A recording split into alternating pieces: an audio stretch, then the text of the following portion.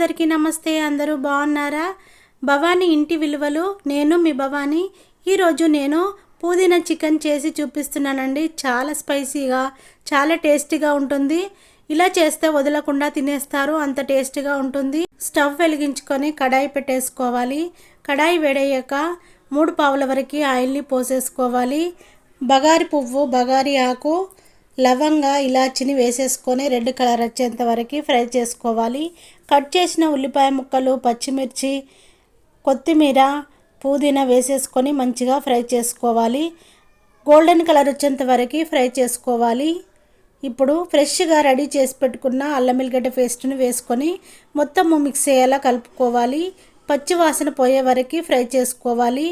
1 spoon వరకు పసుపును వేసేసుకొని మొత్తము మిక్స్ అయ్యేలా కలుపుకోవాలి. కడిగి పెట్టుకున్న కేజీ చికెన్ని వేసేసుకోవాలి. మొత్తము మిక్స్ అయ్యేలా కలుపుకోవాలి. మూత పెట్టేసుకొని ఒక 5 మినిట్స్ వరకు ఉడికించుకోవాలి. మూత తీసుకొని మళ్ళీ ఒకసారి కలుపుకోవాలి. 2 స్పూన్ల కారాన్ని వేసుకోవాలి. 1 స్పూను ఉప్పుని వేసేసుకోవాలి. మొత్తము మిక్స్ అయ్యేలా కలుపుకోవాలి.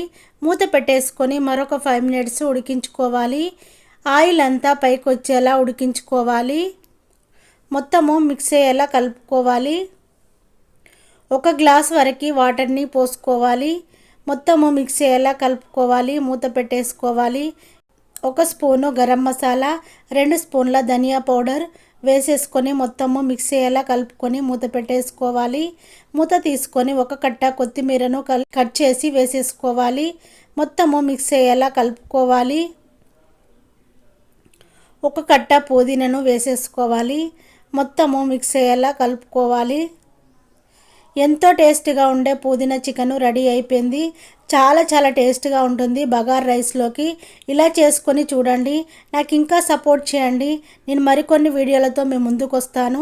నా వీడియో చూసిన ప్రతి ఒక్కరూ లైక్ చేయండి, షేర్ చేయండి, కామెంట్ చేయండి, సబ్స్క్రైబ్ చేసుకోండి. బెల్ సింబల్ వస్తుంది, దానిపైన క్లిక్ చేస్తే ఆల్ అనే ఆప్షన్ వస్తుంది. Thank you for watching. నేను మీ